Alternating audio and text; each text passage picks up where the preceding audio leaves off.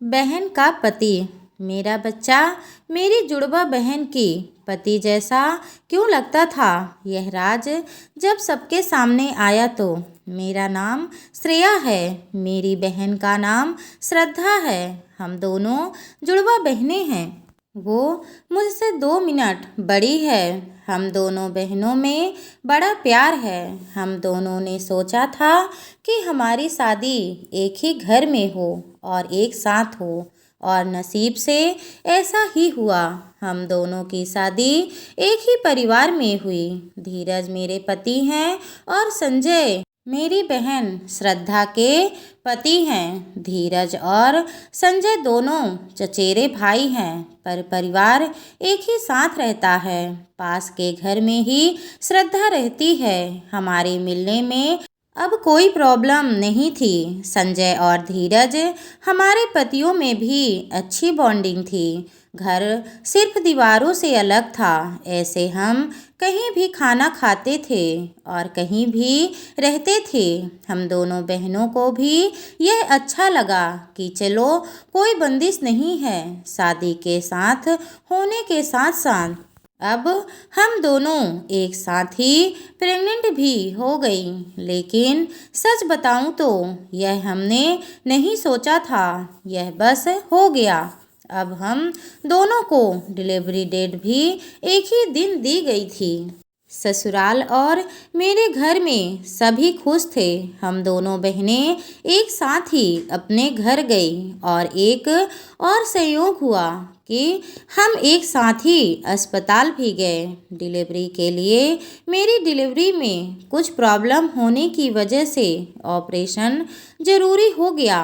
कुछ समय के लिए तो मैं होश में रही, लेकिन बाद में मुझे याद नहीं। आँख खुली तो पता चला कि मुझे लड़का हुआ है।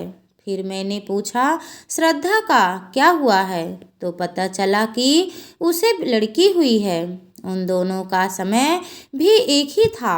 हम दोनों बहनें खुश थी और कुछ समय बाद ही अपने ससुराल वापस आ गई। अब हम माँ बन गए थे तो ज़्यादातर एक दूसरे के साथ अपने बच्चों को संभालते थे।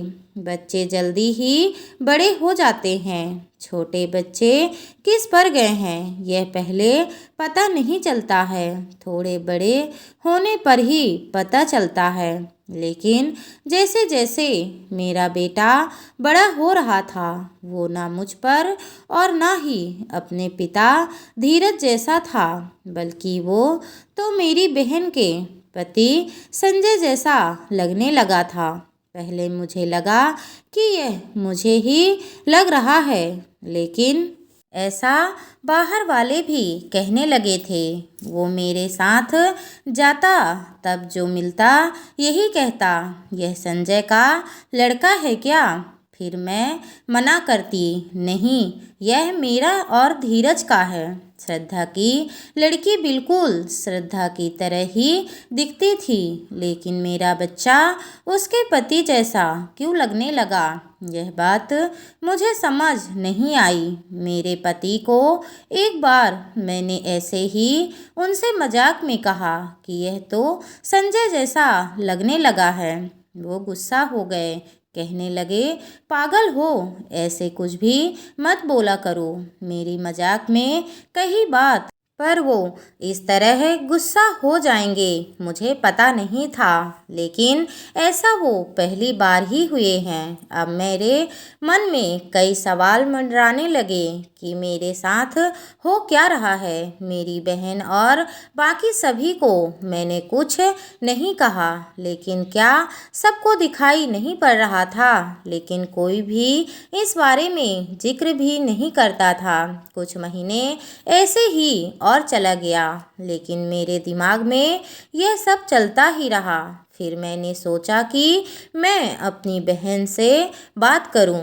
मैंने उससे डायरेक्ट नहीं पूछा, क्योंकि हो सकता है वो गलत तरीके से ले ले, और मैं नहीं चाहती थी कि मेरी वजह से उसके और संजय में कुछ तनाव पैदा हो। मैंने ऐसे ही उससे ही मजाक में ही कहा कि यह तो धीरे धीरे अपने चाचा जैसा लगने लगा है और लगेगा भी। एक ही परिवार के तो हैं। वो थोड़ा सा मुस्कुराई। बस अब मैंने पकड़ लिया, क्योंकि मैं अपनी बहन को बचपन से जानती थी। कुछ छिपाने वाली मुस्कान थी। वो जल्दी से कुछ बहाना करके वहाँ से चली गई। इस घर में ऐसी कोई बात है जो मुझसे छिपाई जा रही है।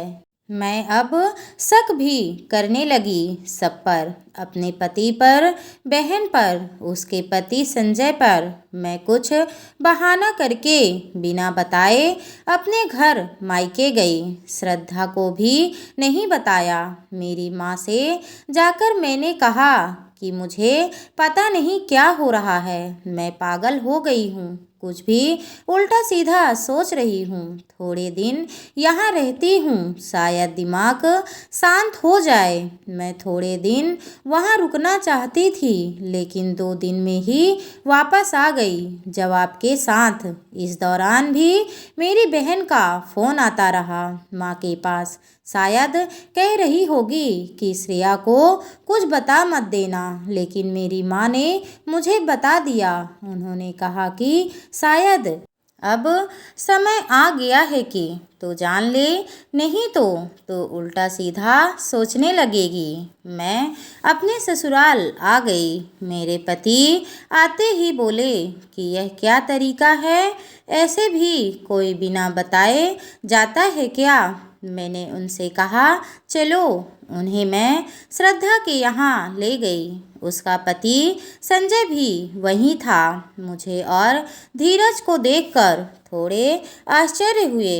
उनको श्रद्धा बोलती है, आश्रया क्या लाई है माँ के घर से, बिना बताए क्यों चली गई थी। मैंने बोला तूने भी छिपाया कि तेरे गर्भ से जुड़वा बच्चे थे। वो सुनकर मेरी ओर देखने लगी। मैंने जाकर उसे गले लगा लिया। यह मेरी बहन है जिसने अपना एक बच्चा मेरी गोद में दे दिया था। वो बोली कि मैंने सभी को मना किया था, क्योंकि मैं तुझे सरप्राइज़ देना चाहती थी, लेकिन तेरे समय में कुछ कॉम्प्लिकेशन की वजह से तेरा बच्चा नहीं बचा, और मैं नहीं चाहती थी कि मेरी बहन आँख खोले तो उसे यह सुनना पड़े उसकी गोद सूनी हो गई है। और वैसे भी यह मेरे पास रहे या तेरे पास क्या फ़र्क पड़ता है। मेरी बहन को गले लगाकर मैं बहुत रोई। उसकी जगह में मैं होती तो शायद यह नहीं कर पाती, लेकिन उसका दिल तो बहुत बड़ा निकला। साथ ही उसके पति संजय का भी। मेरे पति भी मुझे खुश देखना चाहते थे, इसलिए वो भी चुप रहे। ऐसा परिवार और ऐसी बहन मिल जाए तो और क्या चाहिए। उसके किए इस एहसान को मैंने अपने पास ही रखा। उसे बहुत प्यार देने की कोशिश करती हूँ। तो दोस्तों, आपको ये कहानी कैसी लगी हमें कमेंट करके ज़रूर बताएं। और आप इसी तरह की अच्छी कहानियाँ यहाँ पढ़ना या सुनना चाहते हैं तो बने रहिए हमारे इस चैनल में। और अगर हमारी कहानी आपको अच्छी लगी हो तो हमारे चैनल को लाइक सब्सक्राइब करना बिल्कुल ना भूलें और हमें प्यार और सपोर्ट दीजिए। धन्यवाद दोस्तों।